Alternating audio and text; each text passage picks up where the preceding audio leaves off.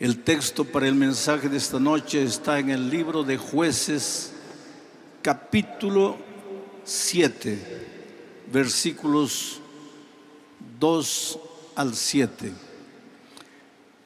Antes de la lectura del texto bíblico, sin embargo, mis hermanos queridos, jóvenes maravillosos de esta iglesia, es necesario que diga algunas cosas. Hace un año atrás aproximadamente, el pastor Carlos Campitelli, el líder de jóvenes que Dios colocó para el territorio de América del Sur, marcó un encuentro conmigo en un lugar de esta grande ciudad de Brasilia. A la hora marcada llegué allí y él estaba. Y debe quedar medio preocupado con las palabras que voy a decir ahora. Lo vi cargando una mochila enorme en los hombros. Me saludó, sentóse frente a mí, pero no se quitaba la mochila. Lo miré. No estoy hablando de una mochila literal. Traía el alma llena de sueños. La mochila era del alma, de la capacidad de soñar.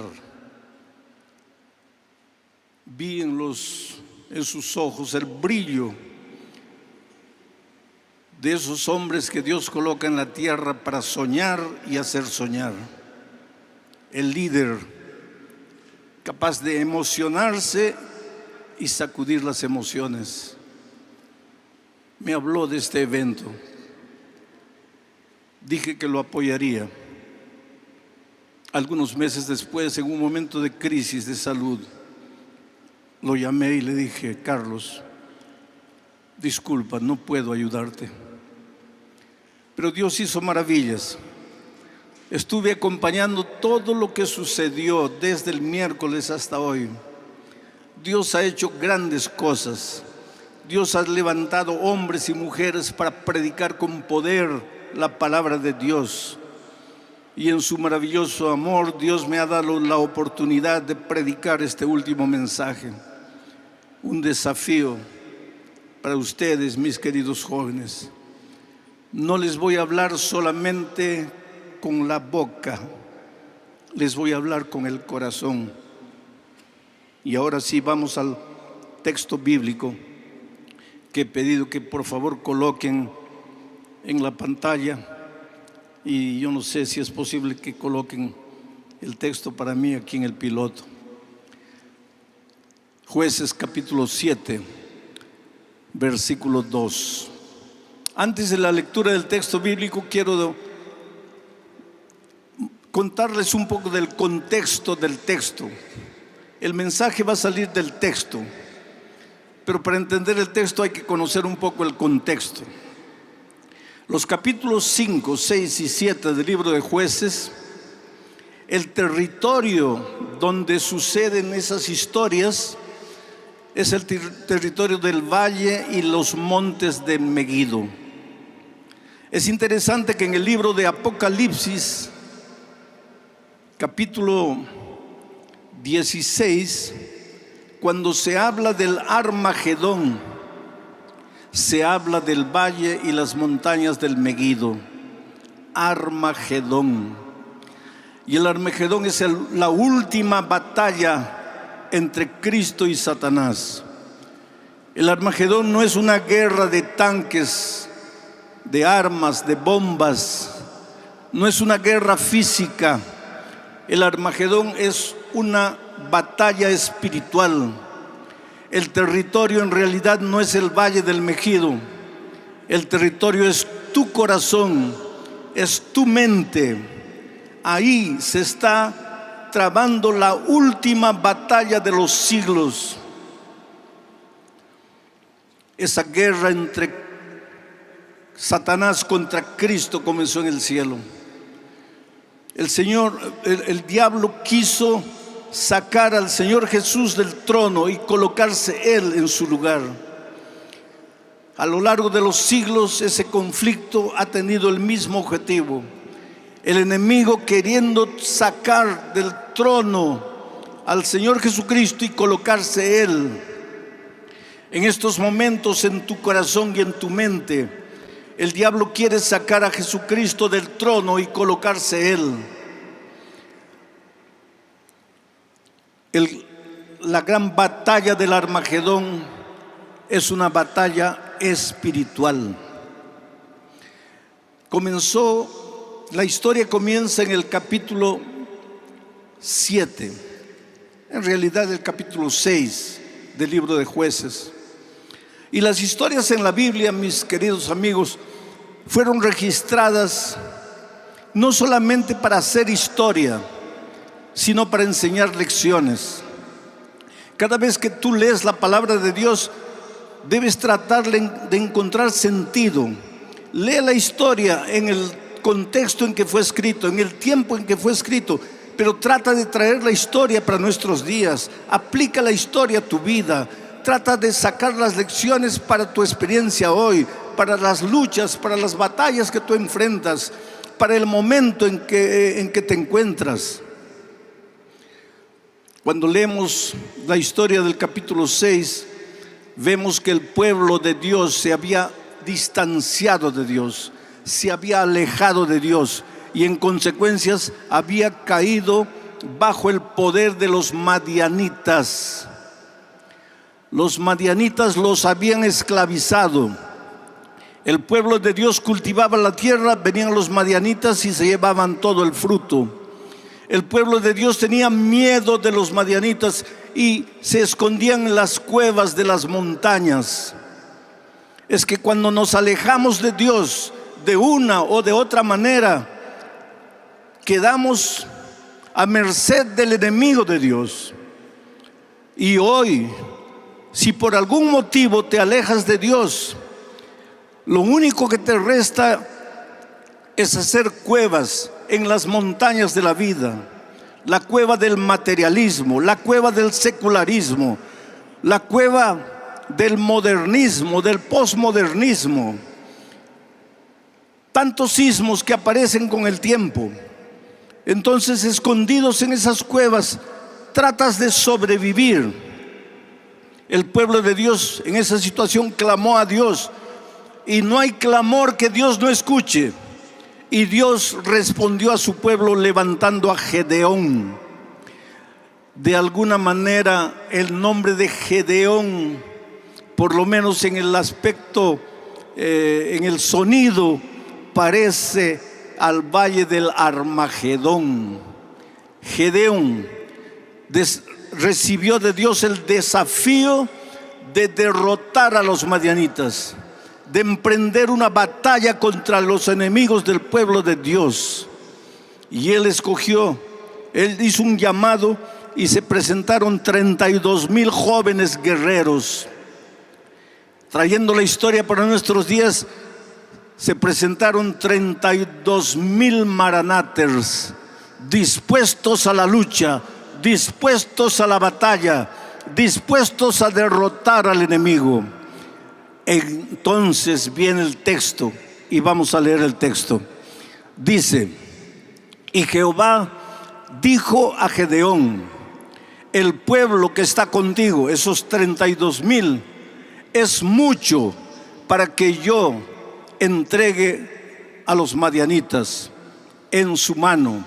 No sea que se alabe Israel contra mí, diciendo: mi mano me ha salvado. Es interesante cómo el texto comienza: Jehová dijo a Gedeón. La palabra de Dios es el lugar donde están registradas las palabras que Dios quiere dirigir a su pueblo hoy. Es interesante que 382 veces se repite en la Biblia, por lo menos en el Antiguo Testamento, la expresión Jehová ha dicho. 352 veces palabra de Jehová.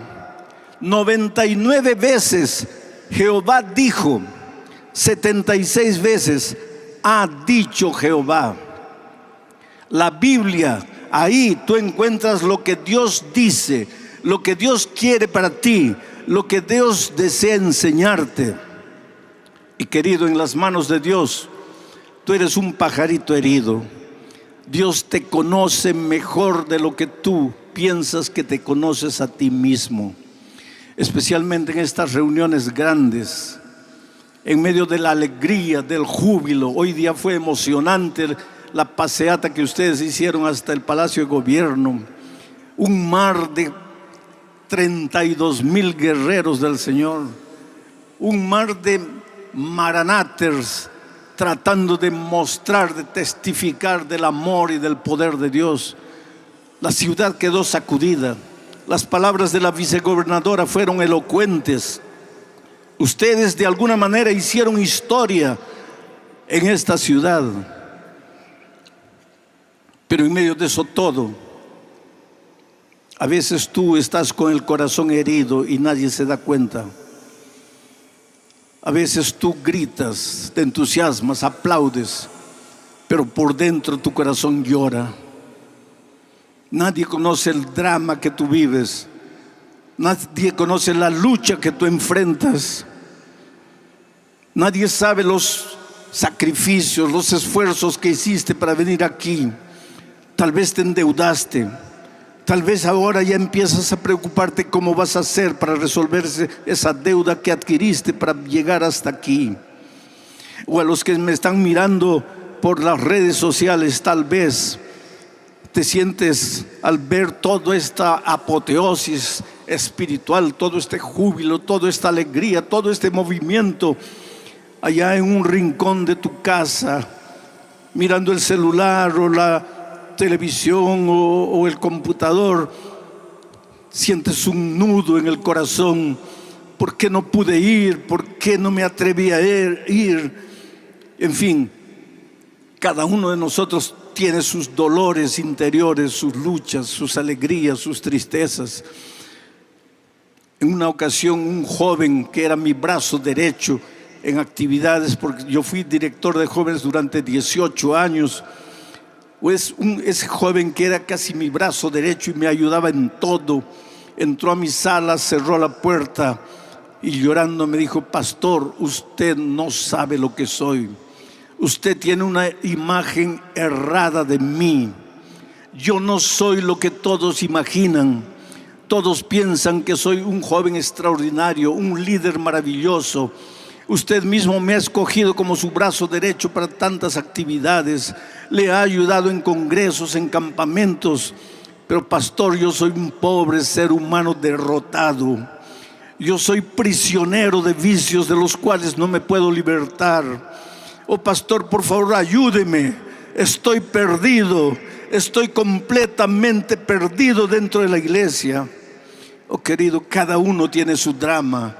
Tú eres un líder. Tú estás haciendo un trabajo extraordinario, pero solo tú sabes las derrotas interiores de tu corazón. Solo tú sabes las noches en que te arrodillas y clamas por la misericordia divina. Solamente tú entiendes cómo se siente aquel que piensa que está viviendo una vida doble, una vida hipócrita, una vida sin sentido. Pero lo que quiero que sepas es que Dios te conoce, Dios sabe quién eres y Dios te ama como eres. Y Dios no acepta derrota, y Dios está dispuesto a reconstruirte, a levantarte, a sanarte, a curarte, a marcar este evento como un hito en tu propia historia. Eres uno el que vino, será otro el que va. Te encontraste con Cristo, te reencontraste con Cristo en medio de las alabanzas, en medio de la música, en medio de las predicaciones. El Espíritu Santo te sacudió, te hizo pensar, te hizo reflexionar, y ahora vuelves para tu país, vuelves para tu casa, dispuesto a escribir una nueva página en tu historia. Eso es lo que Dios hace.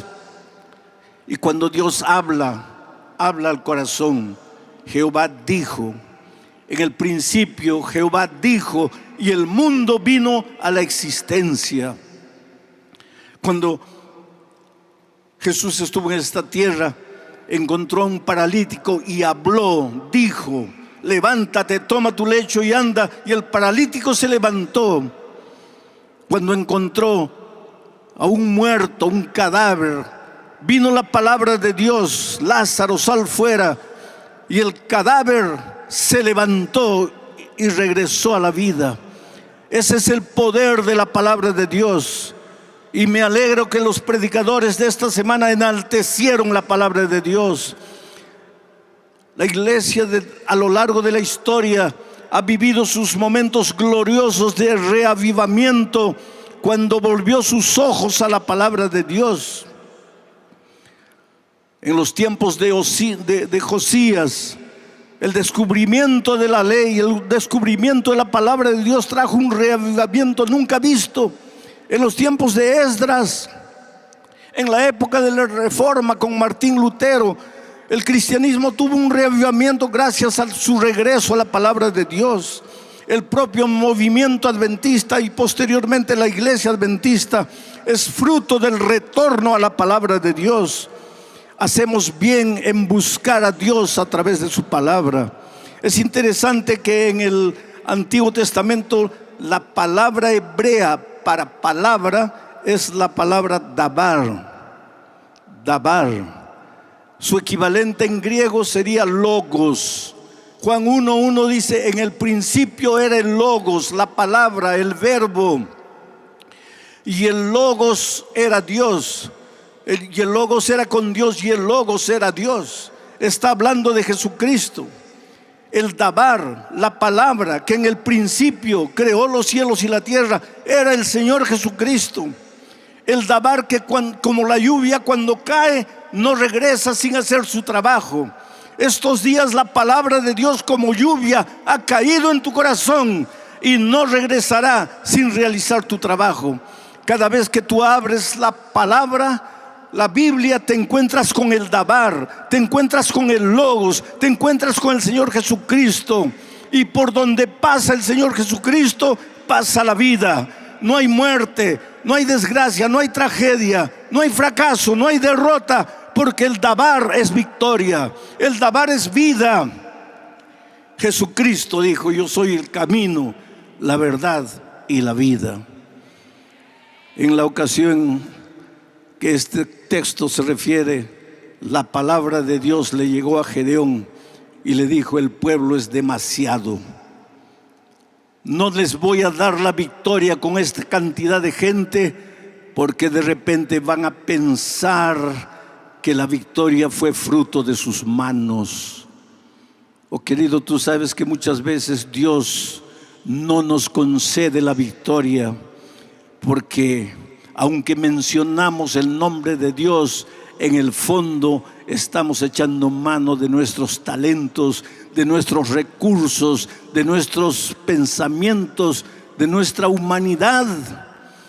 Y Dios nos niega la victoria para hacernos pensar, para mostrarnos que las victorias humanas son victorias mezquinas, pasajeras, terrenales, y que necesitamos el poder y la gracia venidas de Jesucristo. Siguiente versículo. Entonces, dice el texto bíblico, por favor, siguiente versículo. Versículo 3. Aquí está al otro lado. Ahora pues, haz pregonar en oídos del pueblo diciendo: quien tema y se estremezca, madrugue y devuélvase desde el monte de Galad, el monte del Megido. Y se devolvieron los del pueblo 22,000 y quedaron solo 10,000. Quien tenga miedo, prepare su mochila, recoja su carpa y váyase. Miedo. El miedo te anula, el miedo te paraliza, el miedo te empobrece, te hace mezquino, te hace egoísta, te hace hipócrita. El miedo te acaba. Una noche en el mar de Galilea, los discípulos pensaban que iban a hundirse, había viento, había tormenta, había lluvia, había olas gigantescas, pero Jesús apareció y dijo: soy yo, no tengáis miedo. ¿Quieres arrancar el miedo de tu corazón? Acepta al Señor Jesucristo como tu Salvador. Búscalo a través de su palabra. Ustedes, los jóvenes, tienen en sus manos el estudio de la escuela sabática semanal. Oh, queridos, les digo una cosa: ¿de qué vale la pena hablar de la palabra de Dios, la palabra, si no abres por lo menos tu lección de la escuela sabática? ¿De qué vale enaltecer la palabra de Dios si en un universo de casi 2 millones, más de 2 millones de miembros de iglesia en América del Sur, no llega a 1 millón el número de folletos que se distribuye de la lección de la escuela sabática? Quiere decir, tiene que llegar el momento en que nuestro discurso deje de ser discurso y se haga vida. Y cuando la palabra de Dios entra en tu corazón, entra el Señor Jesucristo. Y por donde Jesucristo entra, Él dice: soy yo, no tengas miedo. Entonces un hombre, una mujer sin miedo son capaces de hacer cosas extraordinarias para Dios. Siguiente versículo: se fueron 22,000, quedaron solo 10,000. Ahora miren el siguiente versículo: y Jehová dijo a Gedeón: aún es mucho el pueblo, llévalos a las aguas. Llévalos a las aguas. Proféticamente, en lenguaje profético, las aguas son sinónimos de muchedumbre, de multitudes. Llévalos a las aguas y allí te los probaré. Y más de cualquiera que yo diga, ese no vaya contigo, el tal no irá. Siguiente versículo. Muy bien. Entonces llevó el pueblo a las aguas, y Jehová dijo a Gedeón: cualquiera que lamiere las aguas con su mano, como lame el perro, aquel pondrás. Asimismo, cualquiera que se doblare o se arrodillare para beber, ese no irá. Esto es interesante, mis queridos, esto es interesante. Las aguas son símbolo de multitudes. Yo diría de la presión social que hoy amenaza al pueblo de Dios. Yo diría, las aguas son símbolos de la cultura moderna, de la cultura sin valores o con valores invertidos, de la cultura donde los principios son manipulables. Las aguas te hacen sentir pequeño, te hacen sentir acomplejado, te hacen sentir diminuto, te hacen sentir extraño.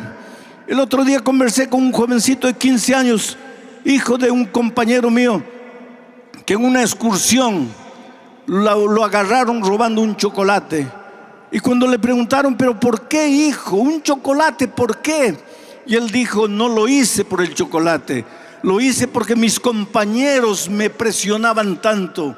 Me decían que yo no era hombre, que yo no era valiente, y para formar parte del grupo robé el chocolate. Mis amados, hoy día vivimos en una cultura que te presiona.